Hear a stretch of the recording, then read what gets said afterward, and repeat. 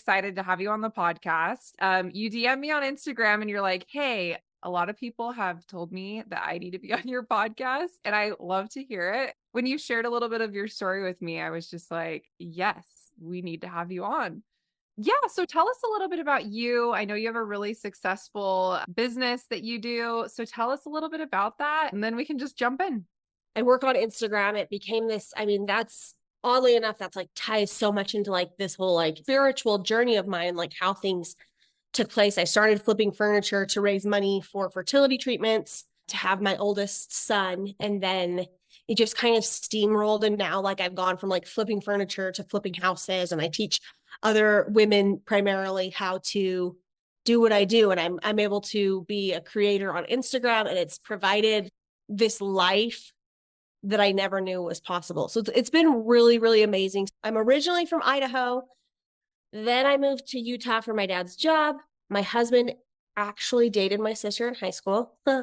Just like a few dates, right? Like people are like, that's so wrong. I'm like, no, it was just a couple dates. It's fine. It's small town, Utah. Like that's normal. Yeah. After my husband got home from his mission, my sister was waiting on her now husband, and her now husband and my husband grew up together. So we kind of connected through that friend group. Obviously, things were fine with my sister and my husband. It was not like that big of a deal. And then my husband and I met and been married for a few years, started the business, lived in Utah. And then we moved to Idaho about 2 years ago, which I'll get a little bit into that because that kind of ties into like this whole spirituality religion thing. And now we live in Idaho. It's a really small rural town. There's like 2,000 people. There's less people in the town than there were in my graduating class in high school. Oh my. Wow. I know. So it's crazy. We love it. I never ever thought I would be back where I am, because it's like kind of like where I have familial roots. You would have told me in high school and I would have been like, no, I'm never going back there. And now we live there and I love it. We have 2 kids. Well, we have 2 biological children and our daughter that we adopted. It's been a year.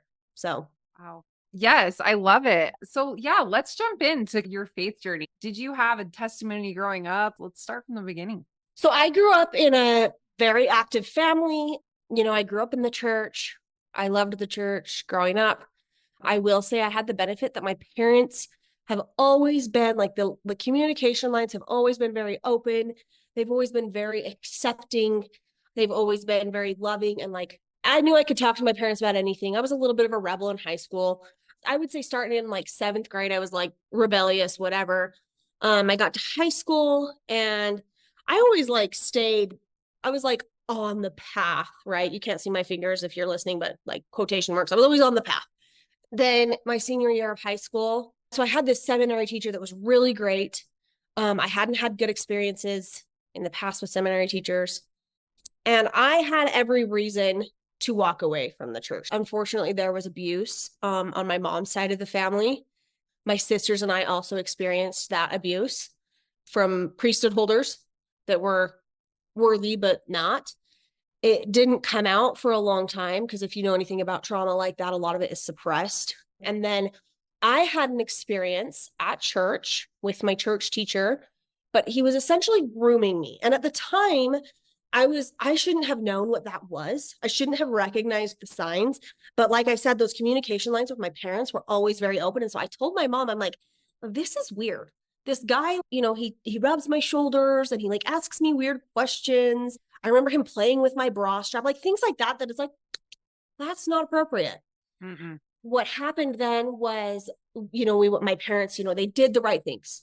They didn't go straight to the bishop because I think some people are like, the bishop will solve this problem. No, my parents, like, they went to Child Protective Services and I interviewed with a detective. And from that detective, that's when he was like, she's recalling things and being able to put pieces together that at her age and her experiences, she should not. And that tells me there's been other abuse in the past. And at the same time, there was kind of stuff coming out about my grandfather. And anyway, all this kind of like steamrolled into this thing. My parents handled it very well. Unfortunately, the bishop didn't handle it. I look back and I hate the way it was handled, but I will say that so much has changed within the church. I've come to like the realization he was just doing the best he can. He was just a man who didn't know how to handle the situation. I'll come full circle about this, but I'm such a huge advocate for the protection of children and women, especially in the church. Growing up, I was always like, oh, I have such a strong testimony and I have every reason to leave the church. I've had these terrible experiences, but I have such a strong testimony. It doesn't even matter. Flash forward to when I was a senior in high school and I had this really great seminary teacher. I really, really struggled with the priesthood from then forward. Like before things happened with my primary teacher, I remember at my baptism, everyone was like, oh, your baptism's so amazing. But I did not have that experience. I was so scared. I didn't want to receive the Holy Ghost because I didn't want to have to shake everybody's hands after. And I didn't want all those men to touch me. And I look back and I'm like, okay, I see all these things and why they were so hard for me. And that's something I still have to work through. I think a lot of times, like with stuff like this, people come back to the church and it's like, oh, they figured out all their problems. They don't have any questions anymore. And I'm like, no, that's not at all how it is. I don't think, or that's not been my experience. Anyway, so that's something I'm continually working on. Again, high school, right? I have this seminary teacher. I'd finally allowed this one male figure in my life besides my own father to influence me. There were a few other influences in my life. I will say I had a boyfriend in high school and his dad was awesome. I really appreciated his influence, and my own father and my brothers. There were a lot of really good men in my life. So I had this experience with this seminary teacher, sort of going, sort of not. And I decided one night that I was just going to pray about the Book of Mormon because I'm like, okay, people have had these experiences with the church. They prayed about it. They figured out the truth. I need to know for myself. So I decided to pray, had a really crazy spiritual experience that was kind of opposite of what people say. Usually they're like, I was lifted up by angels and God was there and it confirmed it to me. And I had a really actually scary experience where I prayed to know if it was true. And it was like what Joseph Smith talks about, like this, darkness came upon me. I experienced that. And it was terrifying. I have never been so scared in my life. And I was too scared to tell anybody. And I went to school the next day and I was just torn up. And I went and talked to my seminary teacher. I stood outside the door and he was teaching. He could see me and he must have known. So he came out and he's like, tell me what's going on. I told him what happened. He's like, that's actually not that uncommon. I've heard of people who've had experiences like that.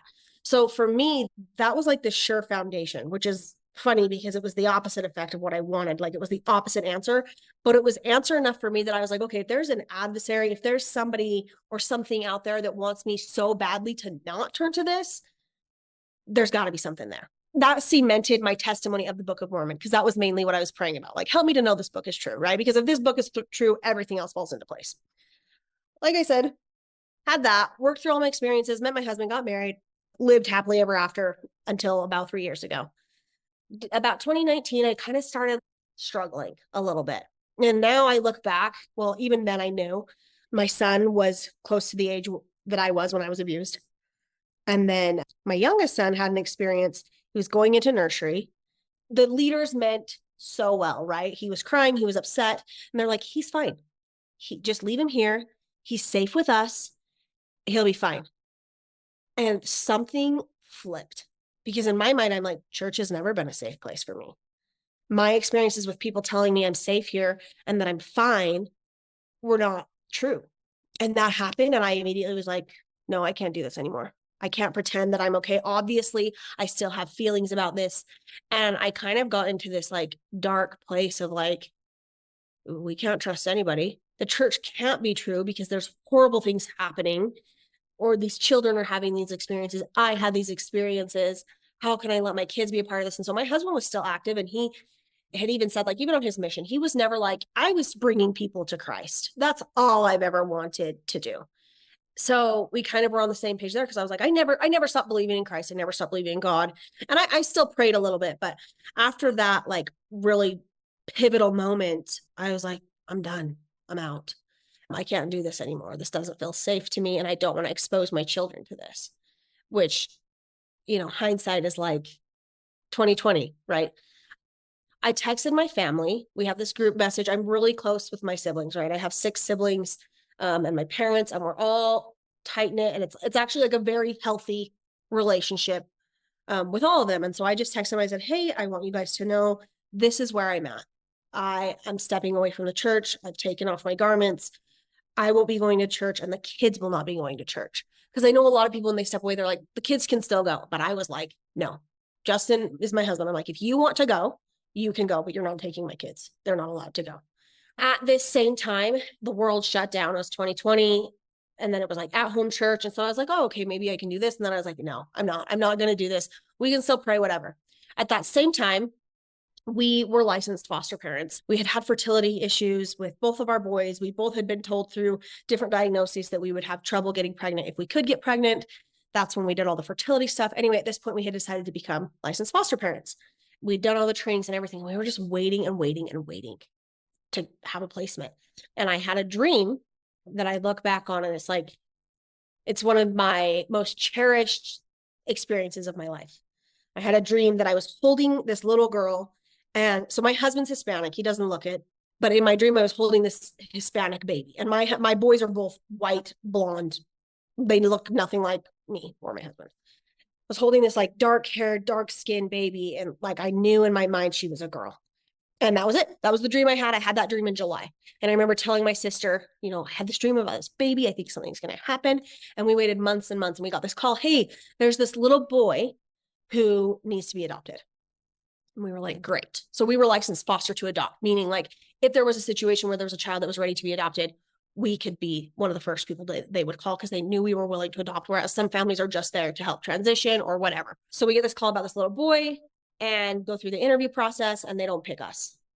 And the whole time I'm like, you know, when they initially called us, I'm like, okay, well, maybe that dream was, you know, nothing, you know, maybe I'm crazy. So all the while I have left the church, but I'm still having these spiritual experiences or God is still looking out for me. And I am still like, okay, God's on my side, I think, right? Looking back now, I'm like, duh. So a couple months later, we get a phone call of this little girl that needs a home. She's placed with us. And this is our now daughter, Kaya. Now that whole thing with her was like a roller coaster. There was so much emotion and turmoil. And, you know, she had unfortunately been through a lot. She was placed with us when she was 6 weeks old, but even those 6 weeks of her life, she'd been through a lot. That was hard too, to like see all that and kind of be like, why is God allowing these horrible things to happen to his children?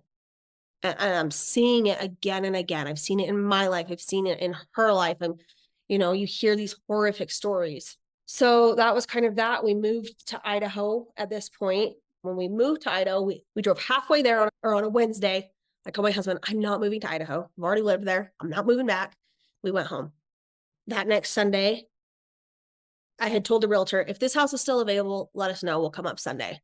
She's like, it's still available. You have to come see it. By that night, we had an offer on the house. We had gone to see the house in Idaho. And like, I had told my husband, I'm like, okay, in my life, I've had a few spiritual experiences up until this point. And I was like, I knew I was supposed to marry you. I knew we were supposed to do foster care. I knew that Kaya was like going to be our child. And then when we stood on the balcony, we bought this house that's up high on the mountain and you can see the whole valley. And we stood up there and we were both like, crap, this is it. Like we have to live here. So we end up moving there. I mean, we moved to Idaho and I was like, okay, we can go to church. We can like go to sacrament, you know, so we're kind of like 1 foot in, 1 foot out. So I forgot to mention this. I sent a text. When I sent that text to my family, my mom was like, well, can I come over? Let's go on a walk. Let's talk about it. And I count myself very, very lucky to have had that because I know a lot of people, that is not their experience. You know, their mom's not like, great, let's have a conversation about it. Right. So we talked about it. We talked a lot about the garment. And for me, because I know that's a big deal. And I told her, I was like, I don't want any more control. I don't want any man having control over what I'm wearing, what I'm doing, because it all came down to that autonomy. If you know the temple and you've looked back and like you've done the study, and you know that that's not what it is. That's not what the garment's about. At that time, I was like, get this off of me. I need to figure out who I am and what I am myself. Anyway, so we're back in Idaho and we kind of were like going to church occasionally. That was okay. Time at this point, because like it all started in 2019. So like what was the timeline like at this point? So this is about May of 2022. We moved into our home in October of 21. By 2022, I had been drinking a lot. And it got to the point that it wasn't just like a drink here or there. I was drinking to the point that I was like getting belligerent, blacking out. And I kind of like had this realization like, okay, even if I've left the church, I didn't leave the church so I could drink, but here I am drinking and it's not healthy. I've got a lot of addicts in my family. I've got a lot of alcoholism in my family. And I started to recognize that I was like craving that alcohol basically. And I scared the heck out of me. And so I was like, okay, this is not healthy. I've got to stop this. And it was at that same time that my son, who was 7, came to my husband and I and said, I want to be baptized. I was listening to one of your interviews. I can't remember who it was, but his daughter, I can't remember his name. Land. Yes. And he was saying he baptized his daughter and his stepdaughter, right? Mm-hmm. And I was like, that's so admirable, because he was like, yeah, if you want to get baptized, great. Whereas I was like, heck no. But it was mostly because I was like, I want to be on the same page and I want to understand what you are understanding. And I look back at that and I'm like, the little children, right? The little children know things. Gosh, like 2015 or 2016, I was called as the primary president in our ward in Utah. And it was huge. Like we had like 4 nurseries. It's so silly, but it was one of those other very spiritual moments of my life where I was in the temple, I was praying because I was like, I don't know who to call. I was like 22 or something like that. I am not equipped for this at all. I had been praying and this name came to me of who I should call as my first counselor. And I had never met this woman. And I texted her name, she's my good friend now. Her name's Kendall Na. And I texted her and I said, hey, I know you don't know me. I don't know you. I'm supposed to call you as my first counselor. I hope you'll accept, basically saying that, right? We come back. My son tells us he wants to be baptized. And my husband's like, okay, look, if he wants to be baptized. So I was like hungover having this conversation, right? I had like had another one of those experiences and I was like, I got to get my crap together. What I'm doing is not safe. What I'm doing is not healthy. I have got to make the decision to make a change. So my husband's like, we've got a year to figure this out. Do we want to be a part of this church? Do we want to figure our crap out? Do we want to know if this is where we belong? And that was more me. My husband was like, I want to be the one to baptize him. And so we kind of got to the point that we both grew up in very, very spiritually strong families. Like our parents are both so great and they were so supportive and so unconditionally loving through all of this, which I look back and I'm like, how lucky are we that we had that unconditional love? Because I've seen others who have not had that experience and it breaks my heart for them. 3 days later, we got a phone call from the stake president. And he wanted to meet with both my husband and I. And we're both like, okay, it doesn't matter what it is. We're not accepting any callings. Like, we're not doing this, right? We just barely, we were like, okay, we're going to figure this out. We're going to pray about it. And so we decided we needed to lay that foundation, because I did have my own testimony of the Book of Mormon. And that is one thing I will say, through everything I went with, I was like, I actually can't deny that. I cannot deny the Book of Mormon. There are things I disagree with. There are things that I question. There are things that concern me, but I cannot deny this truth that I know. And I even told a lot of people, I told my mom, I'm like, leaving the church would be a lot easier if I didn't believe its doctrine, if I didn't believe the book that it was based on. So that was an ironic challenge for me. We decided, okay, we're going to do this. I prayed. I said, okay, God, this is on you. I am here. I am willing. I want to do this. My son wants to be baptized. Let him, right? If it came down to it, I was practicing my agency and I was sharing with other people, like, let me practice my agency. So who was I to tell my son no? And a lot of it was like, if my son wants to get baptized, I want him to know what he's doing. I want him to understand the gospel. And how can I expect that of him if I obviously am not in a place where I can do that myself? So we get the call to meet with the stake president. We're both like adamant, no, we're not. We're not taking any callings. We'll go in, we'll talk to him. I had just put my garments back on. I was just to a point where I was like, okay, if I'm going to commit, I'm going to return to the covenants that I have made. I'm not temple worthy, but I'm going to put my garments on. I'm going to read my scriptures. I'm going to do the things that I am commanded to do in order to get that fulfillment that I say I want.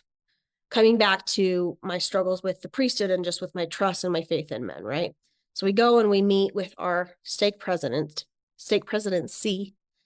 And it was one of the most pivotal conversations of my life. I actually can't remember or couldn't tell you verbatim what was said. I just know that in that conversation, there was these three men. And I finally was like, oh my gosh, like I actually feel seen. And I felt so validated in, because I told him, I was like, I've had some really bad experiences. I've had some really tough things that have shaken my faith, not just in the church, but in the leaders. And I was like, and that is hard. How do you handle all of that? I'll never forget the stake president. He basically said the rest is just minutia. And he kind of did this, like, all that stuff is just minutia. And I don't know why that has stuck with me, just the way he like waved his hands, right? Like that doesn't matter. What matters is the foundation and is these principles, right? So they extended the calling to my husband to be the first counselor in the elders forum. And we were both like, no, sorry, no, we're not interested. And it was at that point that like we had been telling him, like, look, we haven't been active. I was drunk 3 days ago. And I said to him, I was like, this is my first time wearing my garments. Like, I'm not the person you want. I'm not the supportive wife he needs. He and I were pretty much on the same page at this point. And he's like, yeah, like we have just decided to like recommit ourselves and figure out what we believe and what we know and what we want to know. And they were like, great, figure it out while you do this calling. Ooh, that just gave me the chills. Yeah.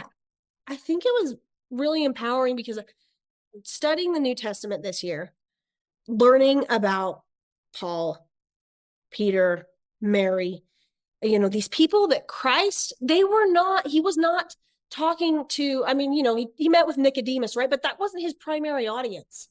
He was meeting with the woman at the well. He was meeting with the fisherman. He was meeting with the woman who was possessed by demons, right? He was meeting them where they were.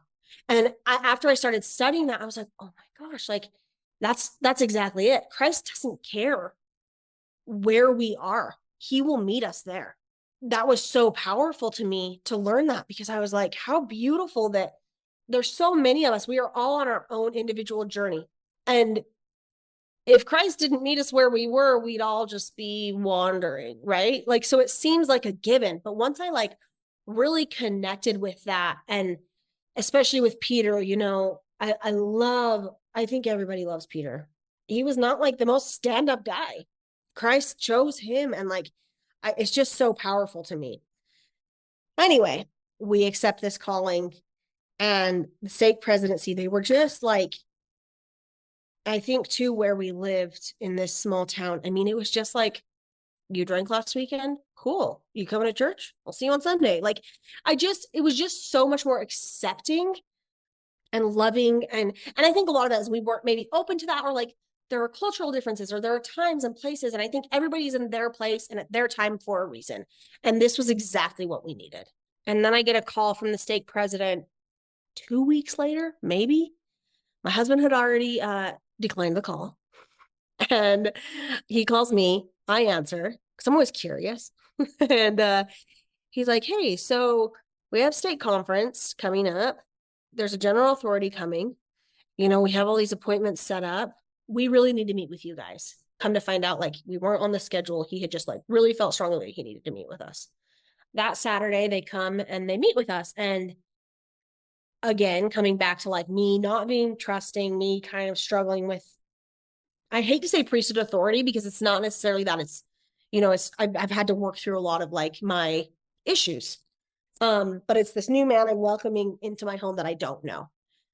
So we're talking, and he's like, yeah, so it's Clark Gilbert. He's like, I'm from Boston. And I was like, oh, that is funny. One of my good friends, Kendall, her husband is from Boston. I was like, do you happen to know any of the Nas? And he lights up. Turns out James, my friend's husband, he had essentially raised James and his brother. What?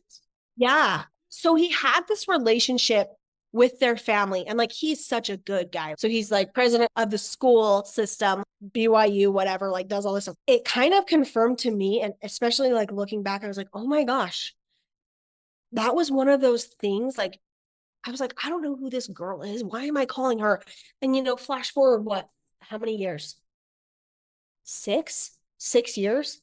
And I meet this guy, and He's connected with my friend Kendall, who has become like a sister to me. And he's got this connection with her. And it was almost like Heavenly Father was like, okay, he's safe. You're safe. It was so powerful because I'm like, wow, like I'm being looked out for. So we meet with him. It was amazing. And it was another one of those conversations that I couldn't tell you exactly what was said. But he did share a talk with us. I wish I could remember what exactly it was. But it's basically this guy that has these questions about the church, these doubts. And he writes them down and he makes a goal to figure them all out. And it takes him like 50 years, right? And he's like, if I would have waited to figure out these questions, if I would have said, I'll join the church once I've got these questions figured out, I would have been half my life gone. So we meet with the stake president, and it was amazing. It was like seeing God's hand in our lives. And we saw it again and again and again. And we had just adopted our daughter. Before, we had wanted to get sealed to her. I said to him, mind you, like, we're like 2 weeks sober. And I'm like, we adopted our daughter. And he's like, wow, I would love to seal you guys if that would be possible. And I was like, yeah, let's do it. We saw miracle after miracle, Christ showing up in our lives all these different times, meeting these people that said, yeah, we moved to this small town. I had this crazy spiritual experience that we were supposed to move here and we didn't know why.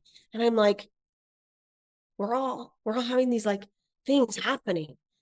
I used to be very hesitant to share my testimony. Not that I was like afraid necessarily, but I do remember like seeing people leave the church and just being terrified. Like, what if that happens to me? What if I'm the next person who leaves? I've had people ask me like, well, what do I do with like my sister? My sister wants to leave the church. My friend is inactive or they're anti or whatever. And I'm like, great. Remember that agency that we talk about and that we learn about? Let's embrace it and let's let other people embrace it. Because the best thing I ever did was figure it out for myself. And in order to figure it out for myself, I had to step away. And I'm not saying that's the solution for everybody. It's not. Everybody's experience is going to be different. But for me to step away and then to come back in a way that was like recommitted, because it wasn't like I go to church because my family goes to church. I'm going to marry, my husband because he's a good guy. He went on a mission. We're going to get married in the temple or whatever. Like, that's not to like brush off those things, because when I did them, I was very aware of what I was doing. And I was making those choices consciously because I knew that I wanted to. But coming back and saying, okay, I was raised in this church. Did I ever question? Did I ever ask these questions? And so I started asking the questions, and I started looking at the history, and I started looking at women in the church and children in the church and what was going on. And the funny thing is, I look at it now and I'm like, there's a lot of like negativity, like women are so discriminated. And I'm like, no, they're not. We're not. And that's where you're wrong. We are so empowered. And that's such a cliche term, but it's the truth. One of the biggest things, I've gotten questions with what I do. Some of my very, very best friends are from all over the country. They're also creators online. So we met through Instagram, right? Some of them are Muslim, some of them are Christian, some of them are Buddhist, some of them are, Catholic, Christian, they're all these different denominations or religions. Quite a few of them are ex-Mormon. Some of them are anti-Mormon. It's been really, really beautiful to connect with these women who have different beliefs and different ideas, and we're able to communicate respectfully and learn and grow from one another. We're so easy to judge other people and what they're doing, but we're all just humans having our own human experience here. I think the biggest thing is making the decision to have that experience, choosing to take control, because a lot of that for me was taken. My control was taken. And so when I decided it's my turn, I'm taking control, I'm making these decisions, it quite literally changed my life and has brought me so much peace and joy. And, with those friends of different religious, practices or whatever, I'm able to say confidently, this is what I believe. And what do you believe? And let's talk about it. And you don't want to talk about it? Great. It's a really, really beautiful thing. And I think I would not be that way or feel that way or that confident in my beliefs had I not started from the very bottom and thought, okay, I had that experience with the Book of Mormon. Was that real? I'm going to read the Book of Mormon. I'm going to pray. I'm going to ask God. I'm going to do these things. And just this last May had the best weekend of our lives. Elder Gilbert came from Utah to Idaho, and he was able to seal us to our daughter, which was amazing, right? We got to be sealed. And so both she as well as my two other boys were able to come to that sealing. And then the next day, this is my favorite, is that the next day my son got baptized. Wow. Yeah. Think of that year where we turned our lives around, turned our beliefs around. And I think a lot of people are happy in other religions. People can find peace elsewhere. And I'm like, absolutely. Absolutely. There's truth everywhere. There's also fake everywhere. There are other religions where people find peace and joy. And I'm like, good. That's amazing. And I'm so happy for those people. This is where I find peace. And I got asked, I can't remember who asked me a couple days ago, like, do you notice a difference now in your life as opposed to when you weren't active? Because I never had my name removed. I was like, yeah, actually, I feel this peace and this comfort I actually didn't even know I was missing. Which is so funny because I don't think God's going to be like, you're not going to my church, Kay. Done. I'm done with you. Right? That's not the God we know and love. The God we know and love meets us where we are. Now that I'm where I am, I'm able to recognize that more. I don't think that love ever left me, but I'm able to like recognize it for what it is. And it's, like I said, it's changed my life. I love what you said about choosing. You choose this for your life, because I feel like that was in my story, that was one of the most empowering things for me, was like, I am choosing to not drink coffee anymore to go to the temple. I am choosing to stop smoking cigarettes so that I can go to the temple. I wake up in the morning and I choose to put my garments on, not because anyone's telling me to do it and like looking over my shoulder to see if I'm doing it, but because I'm choosing that for myself. Because like you said, like, I feel empowered by that. And I feel like when you're doing it because you are choosing that for your life, it's like it opens a door to just a whole other way of viewing the gospel. Yeah. And it's all about, it comes back to agency, right? Like, how blessed are we? How lucky are we that we get to choose? And it's so funny because like, yeah, you get to choose. And we do these things so like automatically. But then when you really look and you're like, oh, I'm making these decisions. I am consciously choosing these things. When we look at it that way for what it actually is, it's so powerful. Yep, I agree. So I have a couple questions for you. Some context here. We've done so many interviews where people have been abused as a child, and it's actually been something that has been quite eye-opening for me that I didn't realize was so prevalent. What advice would you give to somebody that experienced that as a kid and is trying to heal from that, heal spiritually and mentally? What advice would you have? Well, first of all, and I know as a survivor myself, the apologies they're nice, but I do want them to know, that doesn't change your worth. It doesn't change the love that I have for you, that your Savior has for you, and it doesn't diminish who you are. It's hard because that agency, again, has been taken from you. And you're going to have to work to feel like you've gotten that back. And that's okay. It's okay to, have to kind of face those things that have happened and accept them and look at yourself and your experiences the way that Christ and God look at you. And that is that you are their child and that you are loved and that you are cared for, and that there are crappy people. that also practice their agency. And just because those people practiced their agency and it was hurtful and it was wrong and it affected your life eternally, that does not mean that it has to ruin your experience. That does not mean that every human is bad. That does not mean that Christ loves you less. You are just as worthy or more so. You are loved, you are cared for, and those people will face their consequences. Don't let their actions rule your life. I love that so much. My next question is, being somebody that is an influencer and you are in this community of influencers, it seems to be not as cool anymore to be religious or to wear your garments. And that's not really the cool thing anymore. How was it going through that whole experience as an influencer with social media and all of that?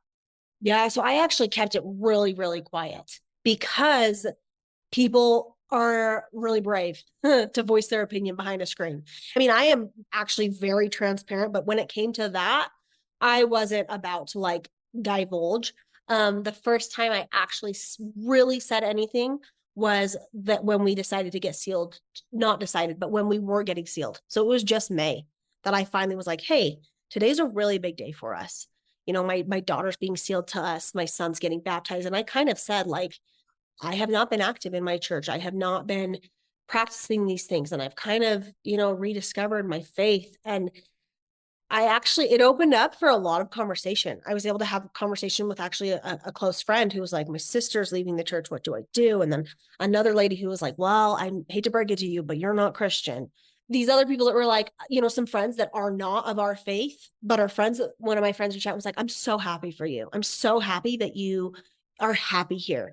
So it's opened up all sorts of conversations. And I am not one, like, I like to have a good conversation. I'm okay. I'm open to having conversations. I'm not open to discrimination or hate speech or anything like that. So even the woman who was like, you're not Christian, I was kind of like, okay, like, tell me why. I would love to hear your perspective. And it wasn't like tell me why I'm not Christian. It was like, awesome. I would love to hear your perspective on what a Christian is. Tell me. And so that's been really cool. It is very interesting. You brought up the garment thing, and I do agree. I think that's something that's very, very hard. I'm not sure if it's this generation or for me, like a control thing. Because even when I didn't wear my garments, I mean, people maybe probably were like, is she not? I don't know. But I wasn't like, I didn't totally change the way that I dressed. But it is very interesting. And it's unfortunate how quick people can be to judge based off of things that they see online when they have no idea what's going on. If one of my friends, I've had a lot of really great conversations with friends who have taken off their garments or who aren't as active. And I'm like, you know what? That is okay. You do what you need to do in order to figure things out. And if you don't figure things out for 10 years or even in this life, I love you regardless. If you are not a member of the LDS church, or if you're used to be and you've left, as long as you're not harming anybody else, I am so happy for you and I love you. I want to share my thoughts and feelings and I want to know about you.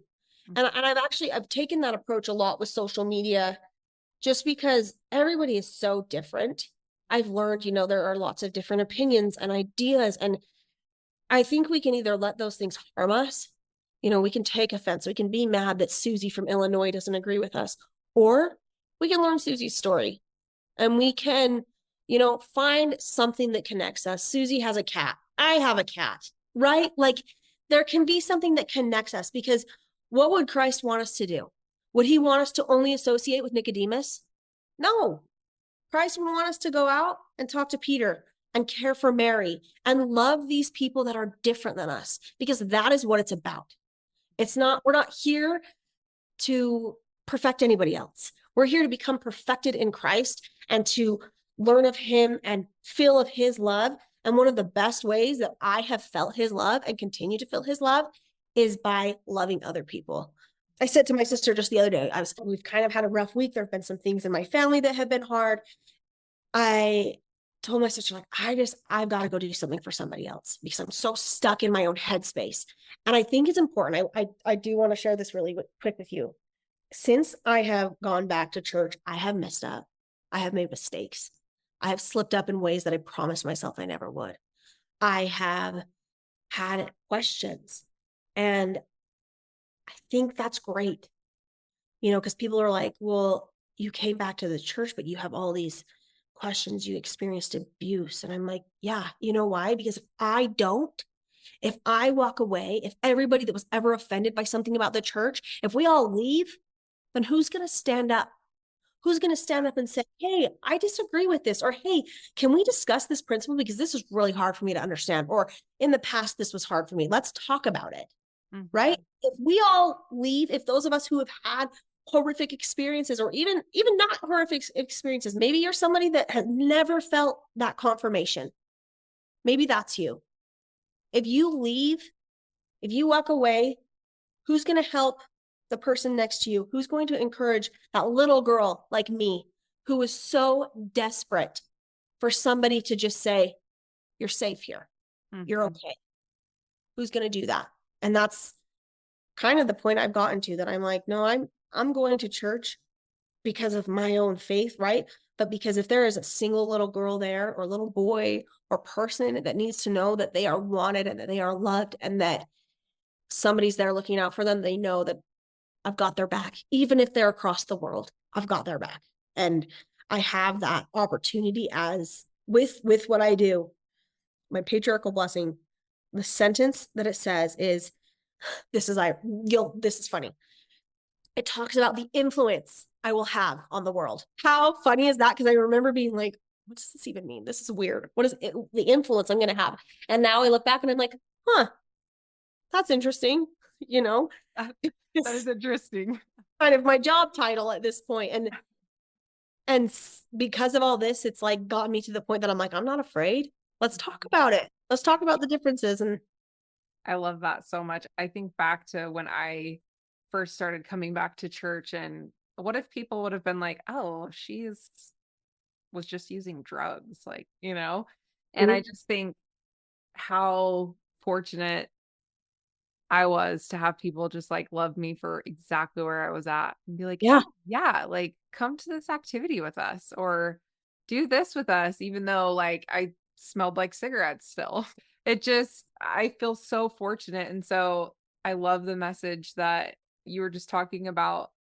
It doesn't matter where people are at, love them for where they're at. And that is the best thing that we can do for, our brothers and sisters who have stepped away or are maybe they haven't stepped away and they're just figuring things out, and that's okay. And, God works all things to the good of those who love him. Yep. I agree. And I love what you're doing with this podcast. I had never heard of it. And when I shared in May, this is my story, and I shared a little bit. I had so many messages. You need to talk to Ashly. You need heard of this podcast. And I started listening, and I was like, holy crap. Like, how cool is it that you've created this community? Because I think it was, did you say his name was Brandon? Is that his name? Landon. When he was saying, when I left the church, I had this community of people that supported me. And now that I'm back in the church, I have these people who get it. Mm-hmm. And I was like, it's so true. It's so true.